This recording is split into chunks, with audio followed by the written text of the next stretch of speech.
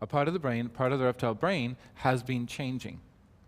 Now we're actually at a particular point where we are going back to its original design of what we're supposed to be designed to be, instead of programmed to with what we have been in the past. So if we look at Egypt, if we look at there's been more slavery, more tragedy in our history than you can possibly imagine. I mean, people have these fantasies of saying, oh, I lived in the 16th century and I was a prima donna. Well, good luck. Because if you were a prima donna in the 16th century, by the time you were 20, that's it, you're gone. You probably were dismissed. So we have these fantasies human beings were continuously exposed of and were used as slaves and slavery. That's how these kings and royalties have succeeded in what they gained. It doesn't matter if you look at the Mayans, it doesn't matter if you look at the royal family in England, or you look at the Sikhs, it's all the same. It's all human slavery. So now we're at this particular point, we're freeing ourselves from slavery. So we're actually talking about, so I'm not my emotions are there to identify. We are actually utilizing how we process information, how we think differently, even from the 80s to the 90s. We are processing how we're thinking and how we look at things completely differently. So when we talked about in meditation, there are these counterparts. So the process of karma has been a slow process. In Egypt, if you were in your 30s, you were considered an old woman. Children usually were born, or mothers would give birth to children when they were 12, 13, that period of time. By the time they were 30, 40, you were an old person, you would die. So even our life expectancy has changed dramatically from where we started from compared to where we are today.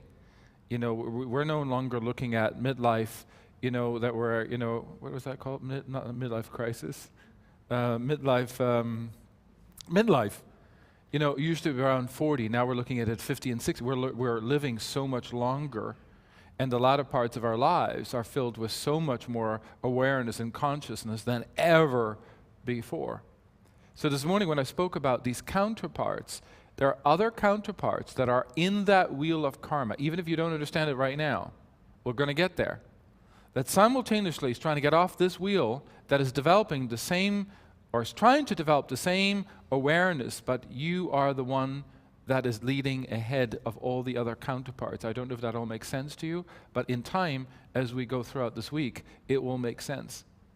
And so what she's just read is that in this wheel of karma, or in this forest, we might not be alone. She's not saying that, but it says we need to keep going through this wheel of karma, and we need to go through a very slow process. With other words, 40, 50 years of the same, I'm sorry to say that, but for the same shit for 40 or 50 years was normal, where now a day of not being in touch with ourselves isn't good enough anymore.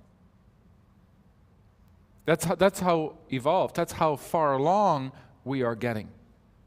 Now, some people just continue the same behavior. So, with other words, have we changed? Is that just based upon materialism or money or power? Or are we no longer wanting to suffer the way that we've needed to suffer in order to have gotten it? So with other words, we needed to suffer from lifetime to lifetime to lifetime to lifetime because that's how we learn. It's the only way we learn. But could it be that we have changed and that we're tired of the suffering part and that we are reaching a higher level of consciousness that says, you know what, I get it much faster and much quicker. I don't need to be dragged down to the bottom of the ocean, then ripped apart before I can get it. I don't need to be thrown in a dungeon of a castle or be burned at the stake or be beheaded. I don't need that. I get it. Does everybody understand that? So we are changing more rapidly and more quickly because this entire perception of the only way that we evolve, which is through suffering, we are getting enough of suffering ourselves. It's like this whole thing, like get over it. And I'm not just saying get over it, but we as individuals are saying this is too long, too tiresome. We don't need to do the same thing. We can actually get it more quickly, more able. We don't need to go through the depths of what we've done in the past. And that's why yesterday when we watched this video that said our first response is as of a 2-year-old. How do you break karma if our first initial response is as of a 2-year-old?